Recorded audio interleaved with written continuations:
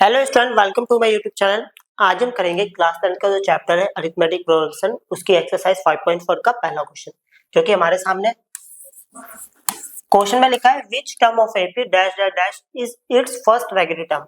इस एपी का सबसे पहला नेगेटिव नंबर कौन से नंबर पे आएगा, हमें वो बताना है। तो हमारे पास पहला नंबर है 121, दूसरा नंबर है 117, तीसरा नंबर है 113 एंड सो ऑन। ओके, ए की वैल्यू हमें मिल गई 121। अगर मैं डी की वैल्यू की बात करूं तो a2 माइनस a1, a2 है मेरे पास 117 और माइनस a1 है 121, वी विल गेट -4। ओके, चलो अब थोड़ा सा एक कॉन्सेप्ट समझेंगे। देखो, सबसे पहला नंबर 121 है, 121, फिर 117, 113। ओके, अगर जैसे जैसे नंबर कम आते जाएंगे, कम होते रहेंगे, एक ना एक बार ऐसा जरूर होगा कि माइनस वाला नंबर आएगा। तो हमें यही बताना है कि जो सबसे पहला माइनस वाला नंबर आएगा वो कौन से नंबर पे आएगा। पहले तो हमें यहाँ पर दो बातें सीखने को मिली कि अगर मैं यहाँ से स्टार्ट करूँ तो सबसे पहले वाला नेगेटिव नंबर लास्ट में आएगा। लास्ट वाले नंबर को हम क्या बोलते हैं, एन। अगर नंबर नेगेटिव है तो वो नंबर पक्का जीरो से छोटा होगा। तो यहाँ पे बात में कि जो ए एन की वैल्यू है वो क्या है, जीरो से छोटी। ए एन को हम बोलते हैं A plus N minus one into में D which is less than zero. A की वैल्यू मेरे पास 121 है प्लस एन नहीं पता, एन माइनस वन इंटू में डी। डी की वैल्यू मेरे पास -4 और लेस देन जीरो। तो ऐसा करते हैं, ये पॉजिटिव है, उधर की कितना हो गया, नेगेटिव हो जाएगा। चलो वो तो बाद में कर लेंगे। ओके, उसको बाद में करेंगे। तो ये आ गया 121 प्लस -4 से इसको मल्टीप्लाई करेंगे तो ये आएगा -4n और ये +4 हो गया लेस देन जीरो। इन दोनों को प्लस करेंगे 125 होगा, नेगेटिव है उधर क्या हो गया पॉजिटिव, मल्टीप्लाई है सॉरी मल्टीप्लाई है तो इसके नीचे आ जाएगा डिवाइड में। ओके, अब 4 से डिवाइड करेंगे, 4 3 जा 12, 4 1 दा 4 पॉइंट कितना बचा, 1 बचा, 4 2 दा 8, इतना ही बहुत है। अब जो n होता है, यहाँ पे बताया n की वैल्यू 31.2 से बड़ी होनी चाहिए। तो इसके बाद जो नेक्स्ट होल नंबर होता है हमें वो फाइंड आउट करना है। तो इसके बाद नेक्स्ट होल नंबर होता है n इक्वल टू 32।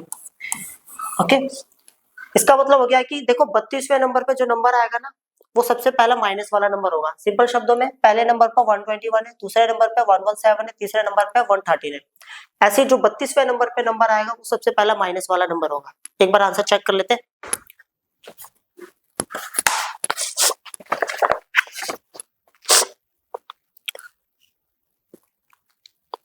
आंसर सही है। ओके, अब करते हैं नेक्स्ट क्वेश्चन।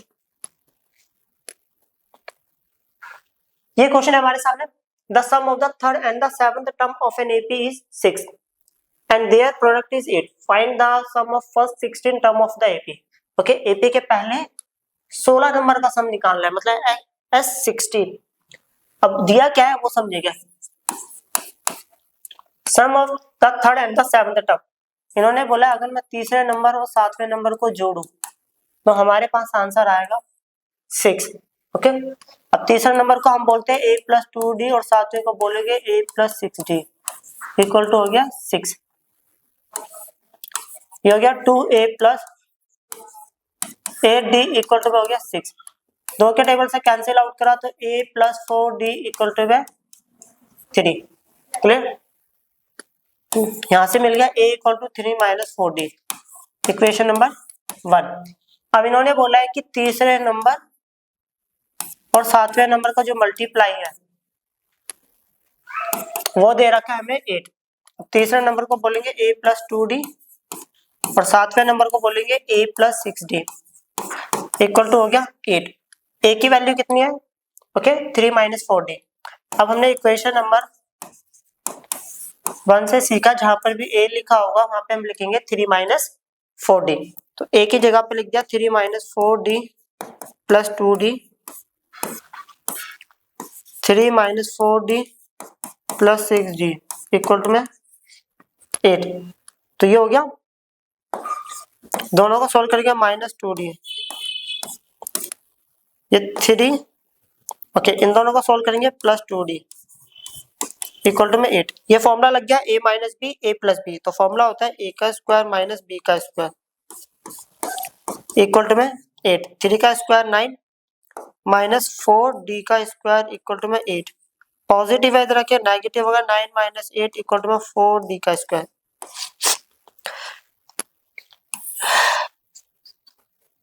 1/4 इक्वल टू में d का स्क्वायर, इधर स्क्वायर है तो जाके रूट हो गया, रूट होगा तो आंसर आएगा प्लस माइनस 1/2, क्योंकि 1 का रूट 1 और 4 का रूट 2, हाईएस्ट पावर 2 है तो दो आंसर। तो यहां से पता चल गया हमारे पास दो केस बन गया। ओके, 4d इक्वल टू, एक बार मैंने 1/d ले लिया 1/2 और 4d इक्वल टू माइनस 1/2। अगर d की वैल्यू 1/2 उठाता हूं और यहां रखता हूं, 2 से 2 कटेगा, कितना आएगा 2 बचेगा, 3 minus 2 1, then the value of a equal to 1। अगर यहाँ पर d की वैल्यू माइनस 1/2 यहाँ रखता हूँ तो माइनस माइनस क्या हुआ प्लस, ये इससे कटेगा तो 2 आएगा, तो 3 + 2 5, तो a की वैल्यू आएगी 5। बट हमसे पूछा था S16 की वैल्यू बताओ, तो यहाँ पर जो n है ना वो 16 का काम कर रहा है, n/2 a plus an। Okay, और कुछ दिया नहीं, ये वाला फॉर्मूला नहीं लगाएंगे, हम दूसरा वाला लगाते हैं, n/2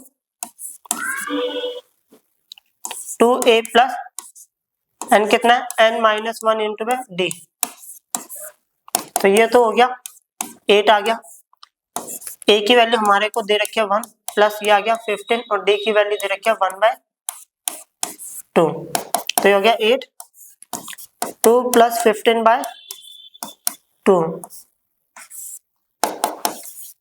8 इसको इससे करा 4, इसको इससे करा 15 डिवाइड बाय 2, ये इससे कट गया, कितना आ गया 4 और ये आ गया 19 और ये आ गया 44 9 36 76। चेक कर लेते हैं, एक आंसर तो सही है, दूसरा भी चेक कर लेते हैं। अगर यहाँ पे S16 निकाले तो फॉर्मूला होगा n/2 2a plus n-1 into में d, तो ये हो गया 8, a की वैल्यू यहाँ पर 5 है प्लस ये हो गया 15 और d की वैल्यू यहाँ पर -1/2 है,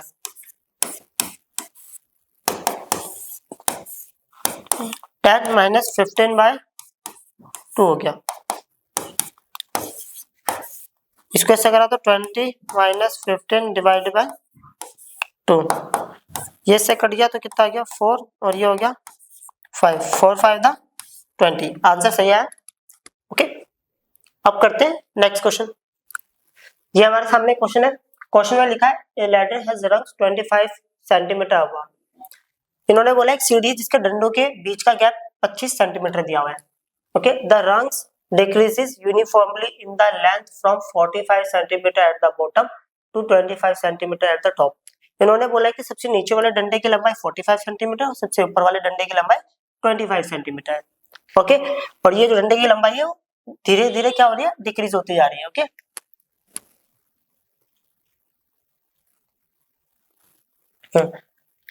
if the top and the bottom rungs are 2 complete 1/2, ये ऐसे लिखना था 2 complete 1/2 मीटर। Okay, apart what is the length of the wood required for the rungs, इन्होंने बोला है कि सबसे ऊपर वाले और सबसे नीचे वाले डंडों का जो गैप है ना वो 2 complete 1/2 मीटर है, तो हमें ये बताना है कि जो टोटल डंडे थे उनकी लेंथ बतानी है इस वाले की। ओके, तो कैसे निकालेंगे समझिए।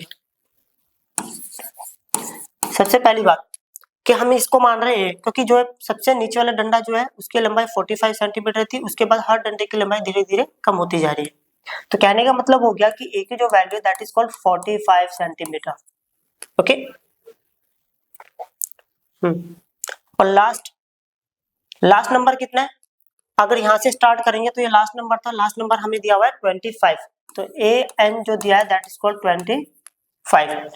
ओके, अब इन्होंने बोला है पहले और लास्ट वाले डंडे के बीच का गैप 2 complete 1/2 मीटर है, तो 2 complete 1/2 मीटर को हम क्या लिख सकते हैं 2 to the 4 + 1 5/2 मीटर, और 5/2 मीटर को बोल सकते हैं 5/2 इंटू 1 मीटर।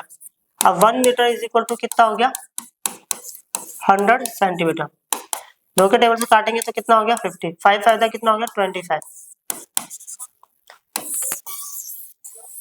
Okay clear.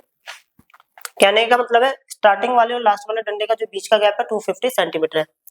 अब एक छोटी सी बात समझना, और देखो, और हर डंडों के बीच का गैप 25 सेंटीमीटर है। अगर मुझे n निकालना है तो मैं कैसे निकालूंगा, 250 डिवाइड बाय 25 प्लस में 1, तो इसे काटा तो कितना हो गया 10 प्लस 1 इक्वल टू कितना हो गया 11। अगर ये भी नहीं समझ में आ रहा तो आप ऐसे समझ सकते हो, देखो हर डंडे के बीच का गैप 25 सेंटीमीटर है, तो मतलब ये कितना हो गया 25 सॉरी 25 25 फिर 25 75 100 125 150 175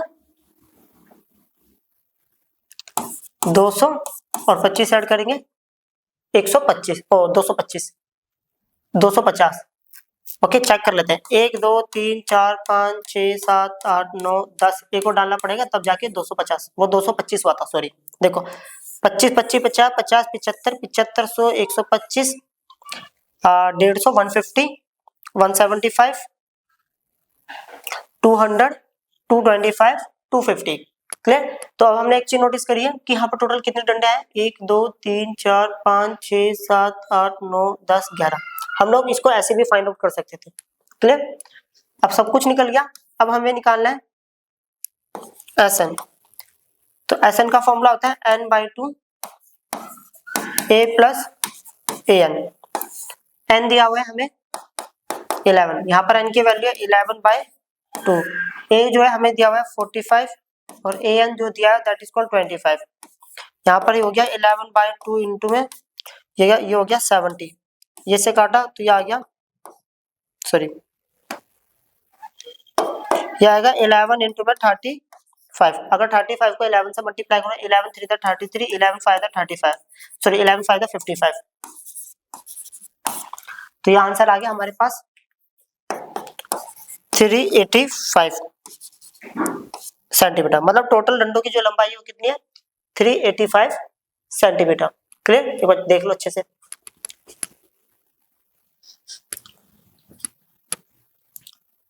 अब करते हैं नेक्स्ट क्वेश्चन। ये हमारे सामने क्वेश्चन है, इसमें लिखा है the houses of a row are numbered consecutively from 1 to 49। घरों पर नंबर लिखे हुए लगातार 1 से लेके 49 तक। चलो हम भी लिख देते हैं 1 2 3 and so on 49। Okay, show that there is a value of x। इन घरों के बीच में कोई नंबर घर है जिसके ऊपर जो है नंबर क्या लिखा हुआ है x। ओके, या हमें x की कोई वैल्यू फाइंड आउट करनी है। Such that the sum of the number of houses preceding the house number x is equal to the sum of the number of the houses following it. तो simple शब्दों में हम समझते हैं कि एक घर है जिसके ऊपर कोई नंबर लिखा है x। इन्होंने बोला है x से पहले वाले घरों का जो सम है और x के बाद वाले घरों का जो सम है, ओके, वो कितना दिया हुआ है, इक्वल दिया हुआ है। तो सबसे पहली बात, अगर मान लो मैं मान लेता हूँ कि किसी घर पर कोई नंबर लिखा था x, अब उससे पहले वाला नंबर क्या होगा x-1 और उससे पहले भी x-2 और इसके बाद वाला x+1 और x+2 and so on. Clear. अब इन देखो क्वेश्चन में ये बोला गया है x से पहले वाले घरों का जो सम है और x के बाद वाले घरों के नंबर का जो सम है वो दोनों क्या दे रखा है, इक्वल दे रखा है। तो हमें x की वैल्यू निकालनी है। तो हम ऐसा समझते हैं 4 सॉरी एपी का क्वेश्चन है तो देखते हैं।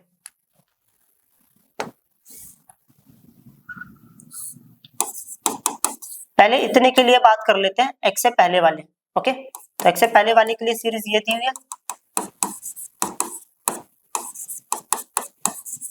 तो इसमें फर्स्ट टर्म जो हो गया a हो गया। अगर मैं d की वैल्यू की बात करूं a2 माइनस a1, तो ये हो गया 2 माइनस 1 वी विल गेट 1।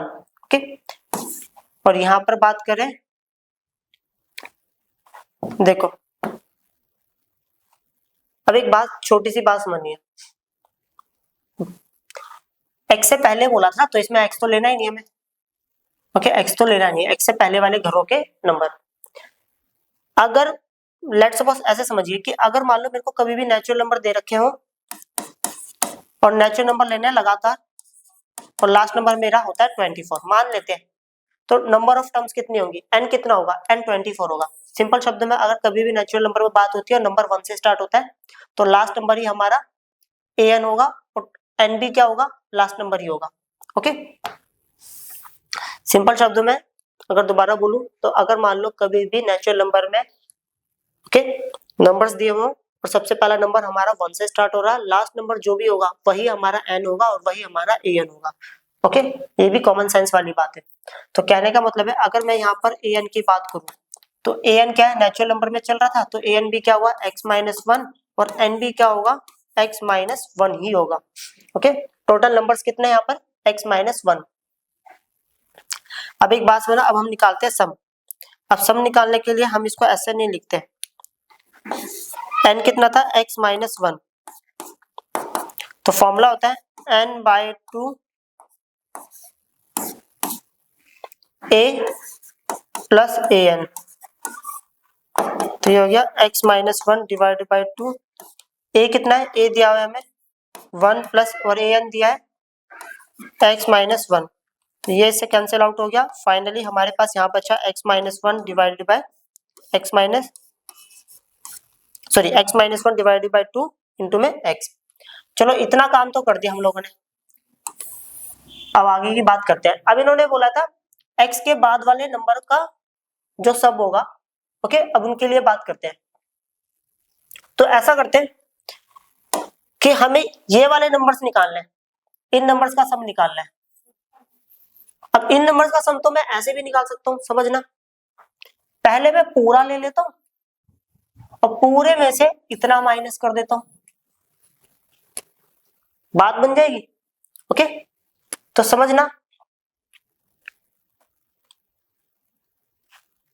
पहले पूरा निकाल लेता हूं, पूरे में से यहां तक का माइनस कर दूंगा, बात बन जाएगी। तो मैं सीधा सा ऐसा करता हूं, मेरे को निकालना है s 49 में से, मतलब स्टार्टिंग से लेके 49 तक पहले मैंने सबको ऐड कर लिया, उसमें से माइनस कर दूंगा स्टार्टिंग से लेके x तक वालों को, मतलब sx। चलो अब पूरी सीरीज में a क्या है, a हमारे पास 1 है यहां से यहां तक में, और d क्या है, अभी निकाला ही था मैंने, d 1 ही था, मतलब यही निकालना है। क्लियर, ये आ गया। अब बात करते हैं S49 को मैं बोल सकता हूँ n/2 a प्लस an। देखो मैंने एक बात बताई थी, अगर नंबर 1 2 3 मतलब नेचुरल नंबर से स्टार्ट हो रहा है, लास्ट नंबर जो होता है वही हमारा n होता है और वही an होता है। तो यहाँ पर an कितना है, a plus an minus sx की बात कर रहा हूं तो n/2 a प्लस an, और a की वैल्यू हमें दे ही रखी है, ये हो गया 49/2, a की value 1 plus 49 minus x/2 1 plus x, तो ये आ गया 49/2 इंटू में 50 माइनस x/2 1 प्लस x, तो ये आ गया 25। तो ये हो गया 49 इंटू में 25 माइनस x/2 इंटू में 1 प्लस x। नाउ अब समझना, इन्होंने बोला था x से पहले वाले नंबर का जो सम होगा वो बराबर होगा x के बाद वाले नंबर का सम का। अब बाद वाला कितना था, 49 माइनस sx, इसकी वैल्यू दे रखी है हमें x-1/2 इंटू में x, और उसकी वैल्यू है ये रही, ये हमें दिया है 49 इंटू में 25 माइनस x/2 1 प्लस x। तो ऐसा करते हैं, मैंने इसको लिख दिया x-1 इंटू में x डिवाइडेड बाई 2, इधर पॉजिटिव है, इधर आके ये पूरा नेगेटिव था, तो यहाँ पर आके पॉजिटिव हो गया, 1 प्लस x है इक्वल टू 49 इंटू में 49